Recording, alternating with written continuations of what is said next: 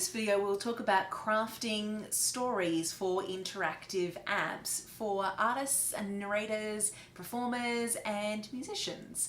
So as we said, all of these projects are super collaborative, and as a result, chances are that you're going to be working with people who are outside your industry to make these interactive adventures. So how do we go about breaking down the types of considerations that you need to think about when dealing with interactive narratives in comparison to dealing with other areas of your industry?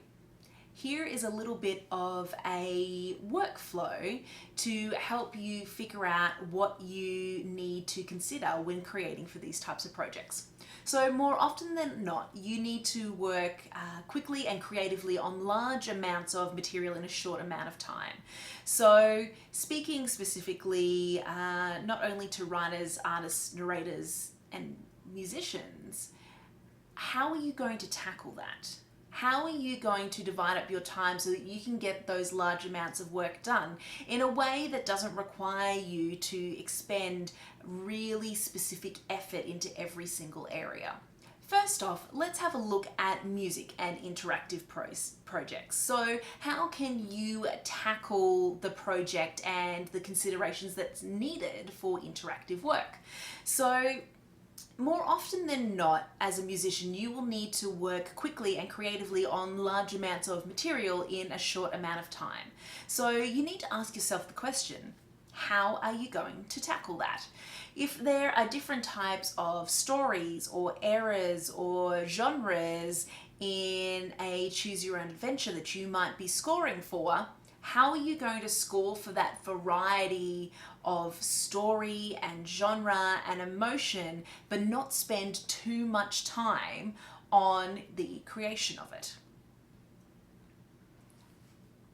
Maybe you could use different instruments or different sounds or genres for different branches of the story.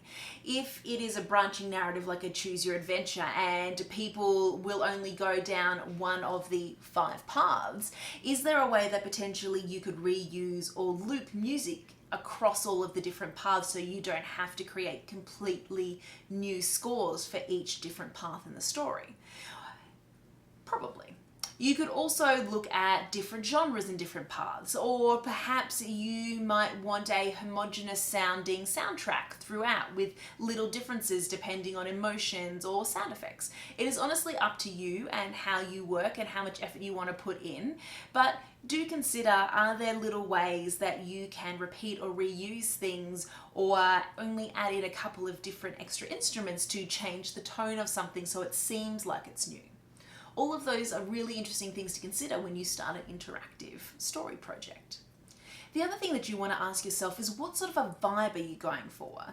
Do you want it to be instrumental only, or do you want it to have sound effects or audio effects? What are your skill levels? What are you capable of?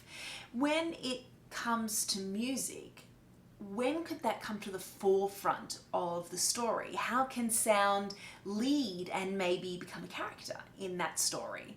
Or how can the story be told differently with the use of sound? So these are all considerations that you need to make based on the time you have and the skill set that you have and the agreement that you have with your other collaborators. Size considerations also need to be made in terms of file sizes. So consider that video games require, broadcast quality audio that takes up large amounts of space, many megabytes. However, for an app like Story City, you are using mobile data. So you don't want to chew up all of people's data, which means that you want a more compressed file. So when we export our files for Story City, we normally recommend that you not only export them in MP3 format, but that you compress them down if they are larger than 3 megabytes. And the reason we do that is not only to save the download data of the people who are doing the experience, but also because it's going to be listened to on your phone with earbud speakers rather than like $1,000 stereo set. And they're going to be surrounded by traffic noise and people listening on their phone in the location. So there's no point in putting together this elaborate file that sounds great on those $1,000 speakers when on a mobile phone, people won't hear the difference. So those are other things to consider as well as to how deep and complex you go into the layering of sounds in the music or the soundscape. For those working with music and interactive projects, this is my suggested workflow. So you want to get clarity from whoever is envisioning the story. Is there a movie or a genre or type of music that the author or the producer knows is similar to the vibe that they want on this project? So have those kind of discussions with them. Get them to give you physical links to these things so you can get a feel for what it is that we're looking at. And sound effects. Are you going to do them? Are you not going to do them? How much time does it take to do them? Can you communicate that with your collaboration mates? Also, you want to get the storyteller and the group to describe what it sounds like in the real world. So say if they're talking about the sound of a ghost or a banshee or an undead horseman, like what does that sound like to them? Do they give you free rein to play around with it, or do they actually have an idea in mind? And the other question is, can you have instruments mimic these real sounds rather than having to find samples of them to include as sound effects? So these are all things that you might want to consider as you're going through the initial script. So while a story is getting written, you can start making less work for yourself by starting to create example tracks and samples to send to your lead storyteller, asking them what they want. Play around with the moods within a genre, because don't forget, you're going to be scoring a whole bunch of different emotion and tense moments and dramatic moments and lighter moments and foreshadowing. So you can start to tease out how those changes come into the instrumental that you're creating. When reading the script, have a look for cues in the narration. Mark if the mood or atmosphere change is a sudden transition needing, say, a big stab of instrumentals, or percussion, or an absence of sound. Or mark if maybe it's a slow build, a sense of foreboding into the dramatic area. This is where collaboration really is key.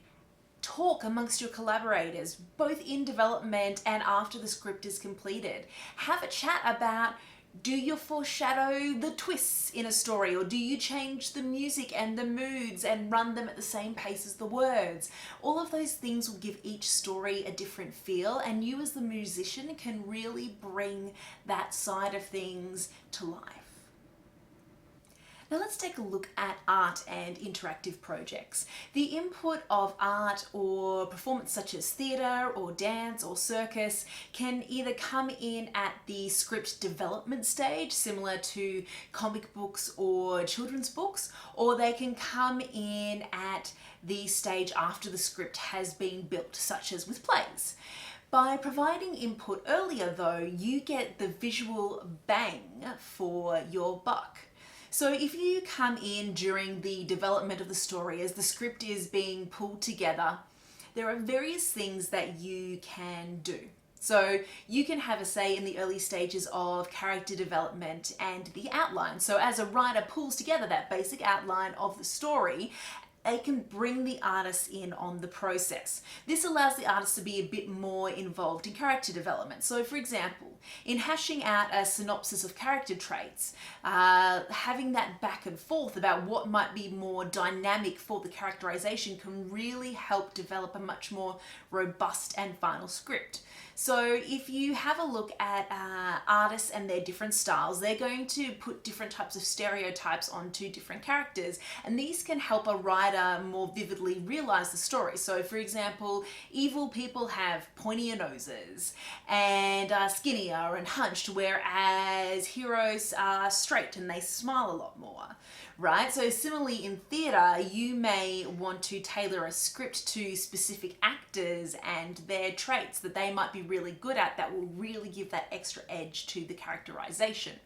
So coming in at this development planning stage also allows artists to determine repeating elements and characterization, which allows them to start the concepts and blocking of the characters sooner while the script is still being written. So in a time machine story, which is the one that we have on this slide here on the right hand side, there was many different trial versions of what the professor looked like in comparison to the time machine.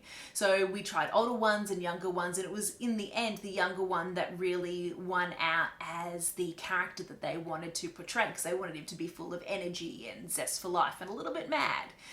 In the images and the bottom left, the artwork was for a story called The Book of the Sun. So you see that all of the images are black and white with these golden highlights. Now that came in at the outline stage for this Gold Coast based story, and that was in essence where the name of the story came from, and a whole bunch of the characterization and descriptions of color within the story came from, and they merged in really well with the narrator voice as well as with the artwork to just give it that extra layer of depth and interaction for the participant. So that building of themes in colors or artwork or words or sound are more easy to do when you collaborate in the early stages before the script is completed. In saying that though, a lot of the time you may come in at the end when the script is already finalized, and that is fine too. That is fine. So how can you start to break down that workload and what would be more dynamic? Here is a suggested workflow. So first, read the story from start to end and figure out what are the characters involved, what is happening, and then break down each scene into potential scenes that you could illustrate or act. And the best scenes that you could do in visual art, for example, are the ones that contain the action moments. Also, take note of any fantasy moments. So what is it that people need help visualizing that they don't already get in the location? So how do you merge that fantasy with the reality of what they already have with them? And because they're there in the location, you don't have to render every detail of that location in your image or within animation. You can take the elements that you think are needed to enhance the story. As we said, we don't need to be repetitive about things. The elements that can enhance the story to give that suggestion to the reader to be able to get them to suspend that disbelief. Now, it is really important that you do sketches first. So as you can see on the image here, the bottom three are images of a particular story called The Treasure of Light in Adelaide. Now the image on the very left actually had the wrong perspective when you looked at the sketch. When you read through the story, the protagonist and the participant were meant to be on the outside of the structure, not on the inside of the structure. So we were able to catch that in the sketch stage before our artist had done too much work and put in a bunch of hours into that piece of artwork, and instead we caught it at the outline stage and were then able to adapt it so that it was from the right perspective and it didn't again break that believability, and the artist didn't have to redo a whole bunch of work, which is never fun for anyone. So always making sure that you keep those collaborators in your periphery, always asking questions. How does this feel? How does that feel? What do you think about this sketch? And getting all of those different perspectives will really help you get the feedback you need to shine in your interactive story. Finally, narrators. The narrator is the one who is going to bring the tone and the drama and your characters to life. And as a result, you're going to have to give them certain things to make sure that they're A, able to turn around the work quickly, B, that they are presenting the work in the way that you imagined, or potentially even better, and C, to make sure that we're not wasting anyone's time by having to repeat things. So here are some really key things that you can do to help prep your narrator for your interactive story. First, give them an idea of the type of genre that your story falls into, because that's really going to set the tone for them, the types of character voices that they try to use, and how fast they do that narration. Then, are you imagining a particular type of vibe or accent or characterization? And if you are, provide them with a link to a YouTube video so they can actually see it in action and can tell you whether or not they need to adapt it or change it, all those sorts of things. If there are different characters, it's really helpful to provide them with a character description. So not what they look like, but the character's motivations and how they react to situations and how they react to the other characters and what they think of the other characters in the narrative. Because then a narrator can differentiate how each character sounds and relates and feels about the others, and that really comes through in the audio as a result of that collaboration and interaction and full thought on your side. Also, make sure that you break down any unusual or local place names and give them a pronunciation guide. Next, get your narrator to provide you with 2 to 3 examples of character dialogue so that you can get feedback before they do large chunks of the narration and record it. Nobody wants to go back and have to do things again.